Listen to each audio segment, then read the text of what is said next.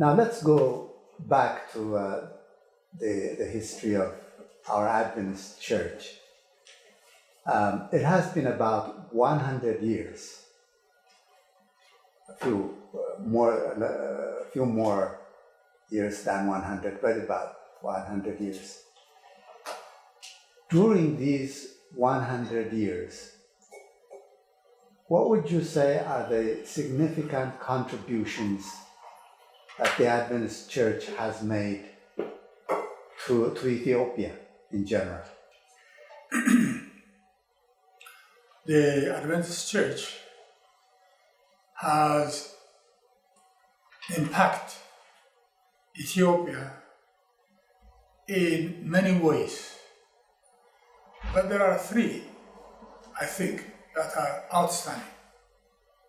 Three areas through which the missionaries, and later on even the natives with the missionaries, the Adventist Church in Ethiopia has impacted the nation of Ethiopia. I think number one would be education.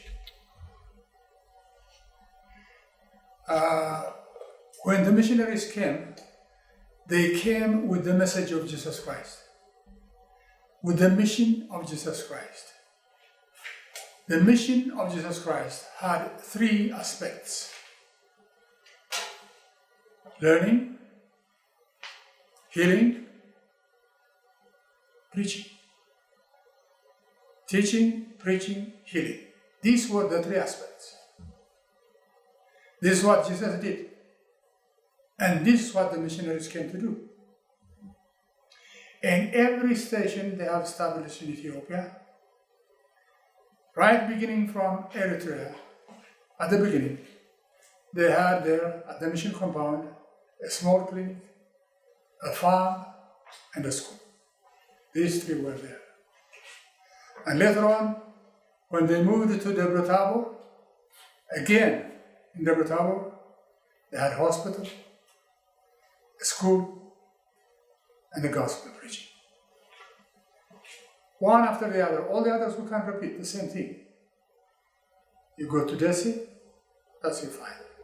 Gimbi, Awasa, Piera, everywhere they went, they had these three aspects of the mission going on at the same time. Therefore, you are asking me, in which area did they impact the nation the most? And I think I would say education comes first. Because the country was in need of schools. There were no schools in Ethiopia. When the Italians left, there were no schools. The Italians established few schools for their own good, for their own people. But as far as Ethiopians were concerned, there were no schools. Akaki was the first school in Ethiopia after the Italian invasion. Do you know that? That's the first school. All the other government schools came later, after Akaki. And we can say the same. Akaki started first, and then followed Debre Tabor, another mission school, Gimbi, Kuira came later on. So education, education, education. The land was ready. The people were ready. The people of Ethiopia were very, very anxious to get education. Before the invasion of the Italians, education was not a big deal in Ethiopia. Nobody cared for it. But after the Italians, our people found out that they invaded us and subjected us simply because they are better educated soldiers, better educated workers. And so our people opened their eyes, and they were hungering and thirsting for education. And the Seventh-day Adventist Church was there to meet that need. And so, as I mentioned earlier on, many of the workers in Ethiopia and government offices as well as private places were mission educated. There were many of them. Akaki educated, Kuya educated, Jesse, Debre Tabor educated, and so on and so forth. Many of them. And to this very day, all those educated in the mission schools, even if they are not members of the church, have a very positive attitude towards Adventist education. They have high regard, very high regard for Adventist education. So the missionaries with the natives have done a marvelous job in educating Ethiopia. So Ethiopia has played a very major role as far as education is concerned. I can say with conviction, I can say without any hesitation that Ethiopian Adventist education stands out. High, very high. The second area, the second aspect where the mission made impact is in health, the health area. When they established the DC mission, the number one project was the hospital. That was in 1928. And when that hospital was established, there was no any health institution in the whole province. Nothing. That's the only one. I wish you would have read the testimonies of the journalists who were there in Ethiopia at the time of the Italian invasion and read what they have written about the Dessie Seventh-day Adventist Hospital. They have nothing but the highest admiration for the doctors, nurses, and everybody connected with the hospital there. They said that was a timely established institution, a God-sent institution, which was halfway between Addis and the war. Soldiers going to the front and soldiers coming back wounded, they were in that hospital. There were 40 journalists recording these events. In fact, the story says they had changed their views about missions and missionaries after they saw what Dr. Stadin and the other doctors, nurses were doing for the unfortunate people of Ethiopia at that very time. It's not only in Dessie, but they had also established a very fine hospital in Debrotavo.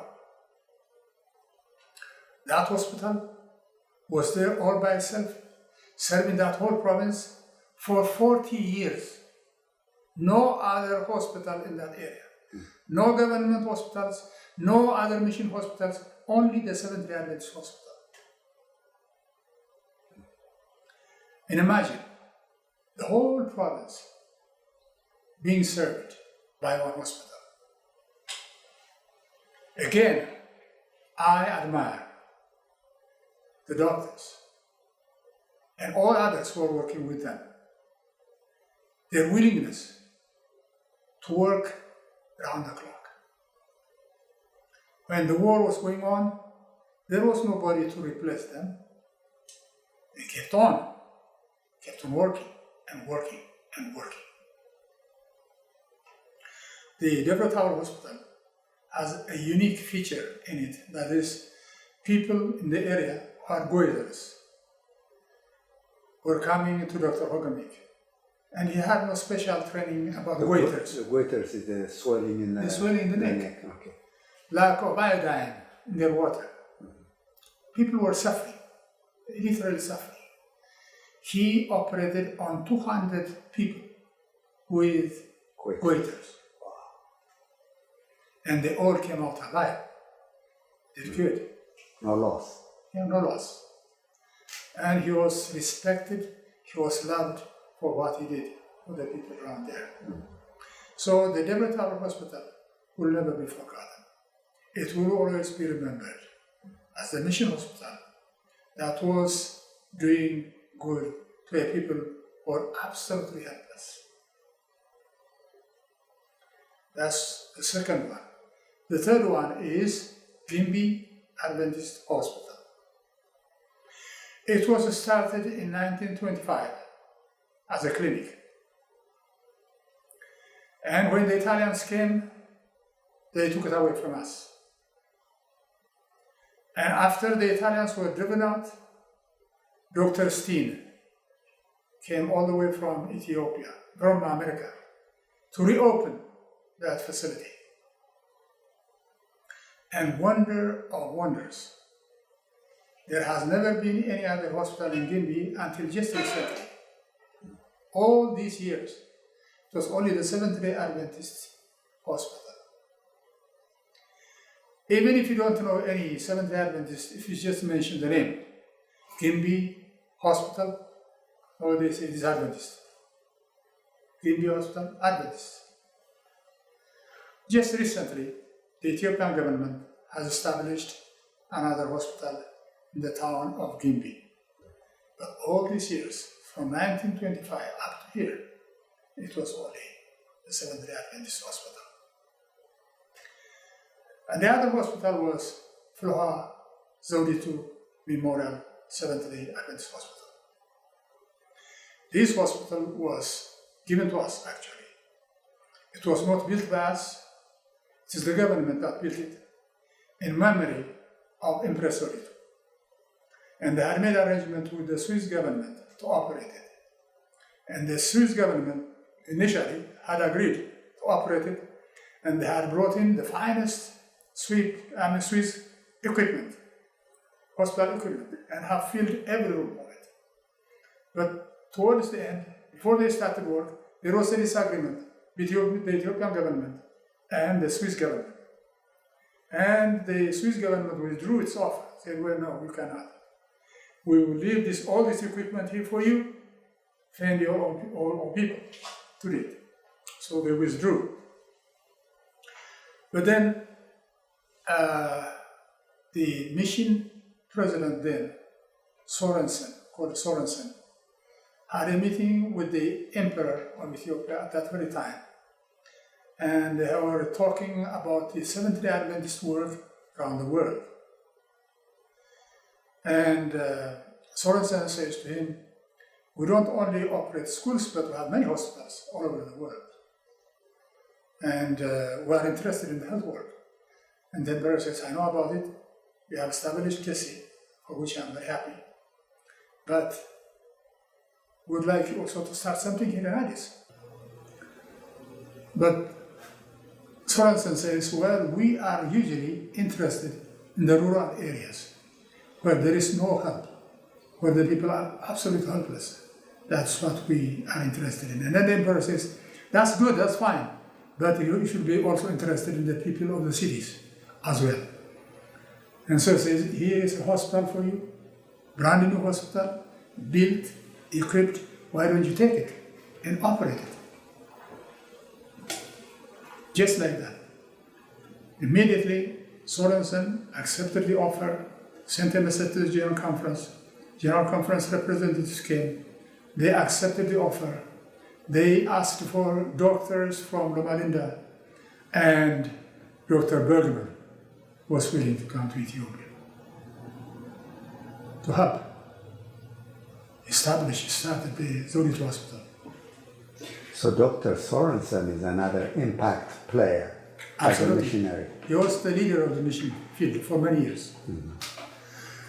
And so the Fulha Hospital did to the city of Addis what the Desi Hospital, the Gimbi Hospital, and the Debrtab Hospital did for the rural people. Mm-hmm. Here in Addis, all the members of the imperial family used to come there to get treated and to deliver babies. And so the Seventh-day Adventist work became famous because of these hospitals. And the impression that people had of the Seventh-day Adventist work in Ethiopia was really very much colored by what the hospitals, the health institutions did.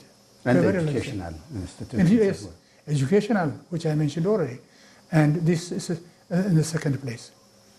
You know, just sorry to interrupt, but apparently, and you can verify if this is true, a young man attended our boarding academy at Akaki, not an Adventist, and became a high-ranking official in charge of land management and all, something related to that in Bahar Dar. And he sought out the Adventist leaders in the Northwest field and said, I will give you land if you build a school like Akaki, like the one I attended. Mm-hmm. Is that true? Well, I have not heard about this, but I believe it is true because we have got the land. Yeah. That's the proof of it. I thought Lena was the one who told me about it. Yeah, I believe it because it's a large piece of land they have given to the church in Bahar Dar. Mm-hmm. 31,000 square feet. Almost 8 acres. Square meter. Yeah. Yeah. In American system, about 8 hectares? No, acres. Acres, we call it. Okay. Well, that's what it is. Yeah, it's a large piece of land. But I know that the government people in Bahar Dar have been in favor of our work being established in Bahar Dar. They were the ones who gave us the land to build a church, and they were the ones who gave us this piece of land for building a school. And the school is built now. Mm-hmm. I was there for the opening. Mm-hmm. And that's very true.